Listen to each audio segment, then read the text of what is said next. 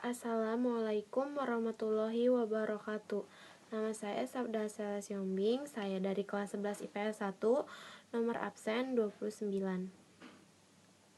Di sini saya akan menjelaskan kedudukan Jepang di Indonesia. Yang pertama, saya akan menjelaskan latar belakang kependudukan Jepang di Indonesia.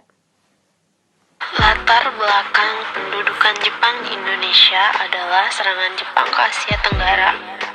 Setelah itu serangan Angkatan Laut Jepang ke pangkalan Amerika Serikat di Pearl Harbor pada tanggal 7 Desember 1941 dalam Perang Dunia II.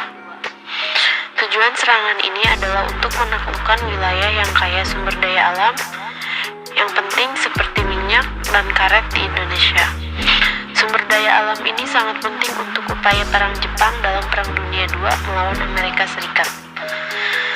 Jepang masuk dalam Perang Dunia II setelah menyerang Amerika di Pearl Harbor, Hawaii pada 7 Desember 1942. Serangan Jepang ini diikuti dengan serangan kilat Jepang untuk menguasai wilayah jajahan Inggris, Perancis, dan Belanda di Asia Tenggara. Belanda yang bersekutu dengan Amerika Serikat dan Inggris kemudian menyatakan perang terhadap Jepang pada tanggal 8 Desember 1941. Dan pasukan Jepang Belanda berperang melawan Jepang di bawah struktur komando Amerika Inggris Belanda Australia atau ABDACOM. Namun serangan Jepang sangat cepat karena menggunakan teknik kapal induk dan serangan udara yang saat itu revolusioner. Pulau Sulawesi diserang pada malam 10-11 Januari 1942. Sementara kota Tarakan, Kalimantan dikuasai pada pertengahan Januari 1942. Hindia Belanda atau nama Indonesia saat itu adalah target utama bagi Jepang karena wilayah ini kaya akan sumber daya yang berguna untuk peperangan seperti minyak, karet, dan timah. Karena itu, serangan awal Jepang ditunjukkan pada pusat pertambangan minyak di Kalimantan dan Sumatera. Karena minyak ini sangat penting untuk bahan bakar peralatan perang Jepang. Terlebih lagi, saat ini selain melawan Amerika Serikat, Jepang juga terlibat perang dengan Cina sejak tahun 1937. Dunia II namun kemudian menjadi berkaitan setelah serangan Pearl Harbor. Nah, selanjutnya gimana sih proses Jepang memasuki serta menduduki Indonesia? Berikut penjelasannya. Niat pertama Jepang ke Indonesia yakini untuk mencari rempah-rempah untuk dikonsumsi di negaranya. Namun makin lama Jepang mulai mensiasati untuk menguasai Nusantara Indonesia yang kaya akan sumber daya alam maupun sumber daya manusianya. Ketika Perang Dunia Kedua, Jepang ikut terjun dalam perang tersebut, maka muncul dugaan berdasarkan analisis politik akan terjadi peperangan di Lautan Pasifik. Hal ini terbukti dengan meletusnya perang di Lautan Pasifik pada 8 Desember 1941 yang melibatkan Jepang di dalamnya. Perang ini disebut Perang Asia Timur Raya atau Perang Pasifik.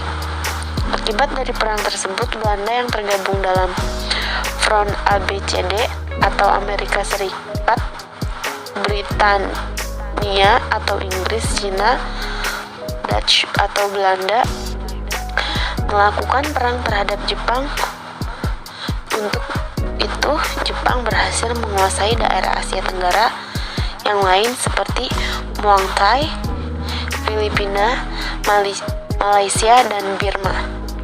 Karena Jepang terlalu kuat, maka Hindia Belanda pun akhirnya jatuh ke tangan Jepang.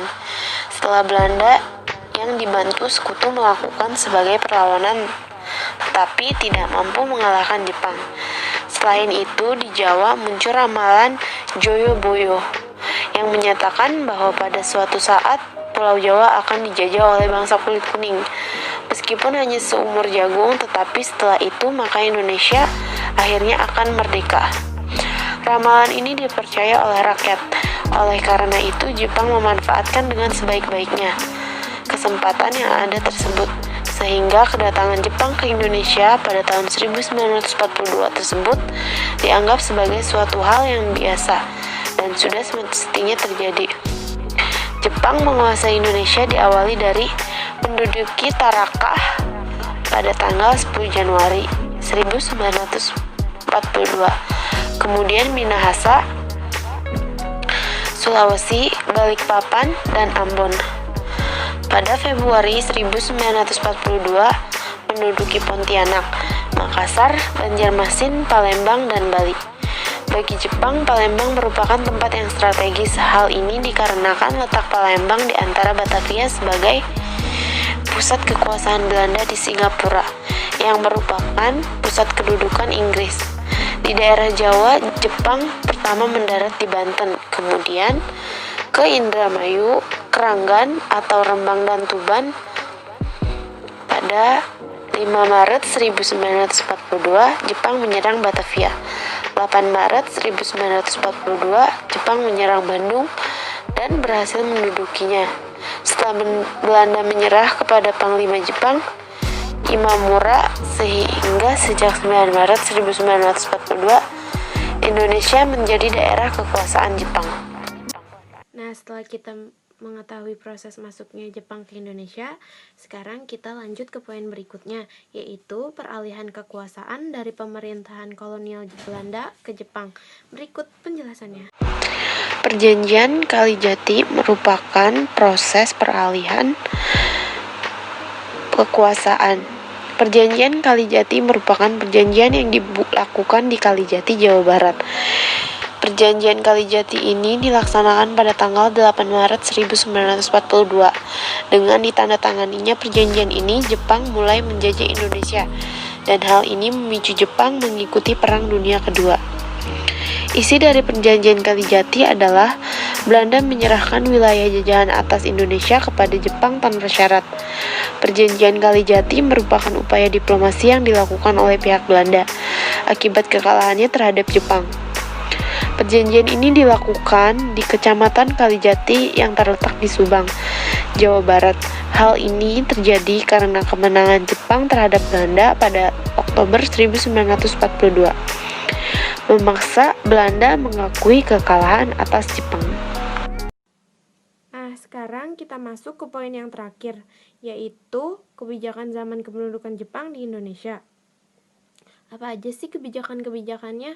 Langsung aja kita dengar penjelasannya. Berikut ini berbagai kebijakan pemerintah pendudukan Jepang di Indonesia.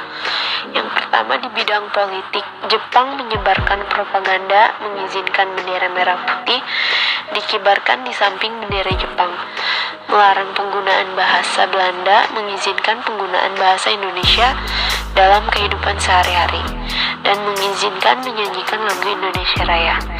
Yang kedua, di bidang ekonomi, semua kegiatan ekonomi diarahkan untuk memenuhi kebutuhan perang, misalnya dengan membangun pabrik senjata dan mewajibkan rakyat menanam pohon jarak. Jepang menerapkan sistem autarki. Sistem autarki adalah tiap-tiap daerah diharapkan dapat memenuhi kebutuhannya sendiri untuk membangun fasilitas perang. Tenaga kasar yang digunakan untuk kerja paksa dinamakan Romusha. Jepang juga mengeksploitasi sumber daya alam terutama batu bara dan minyak bumi. Selanjutnya, yang ketiga, di bidang sosial. Pada masa Jepang, banyak rakyat Indonesia yang dipaksa menjadi Romusha. Akibatnya, banyak Romusha yang meninggalkan dan terjangkit wabah penyakit.